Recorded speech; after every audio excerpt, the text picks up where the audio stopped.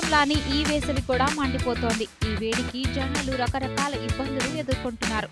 దీంతో మధ్యాహ్నం సమయంలో బయటకు రావాలంటేనే జంకుతున్నారు. ఏ పని ఉన్నా ఉదయమో సాయంత్రమో బయటకు వస్తున్నారు తప్ప మధ్యాహ్నం కాలు బయట పెట్టడం లేదు. ఈ క్రమంలోనే వేసవి తాపం నుండి సేద తీరేందుకు చల్లని మార్గాలను పాటిస్తున్నారు. ఈ వేసవి కాలంలో చల్లగా మజ్జిగను తాగడం వలన శరీరం చల్లబడుతుంది. వేసవి తాపం నుండి ఉపశమనం లభిస్తుంది. ఎండకు వెళ్లి వచ్చేవారు ఇంటికి చేరుకోగానే చల్లని మజ్జిగలో నిమ్మకాయ పిండుకుని తాగుతుంటే ఎండ దెబ్బ బారిన పడకుండా ఉంటారు. వేసవి తాపం తీరుతుంది. డీహైడ్రేషన్ బారిన పడకుండా ఉంటారు. మజ్జిగలోని ప్రోటీన్స్, మినరల్స్ వంటి ఖనిజాలు అనారోగ్య సమస్యలు రాకుండా కాపాడుతాయి.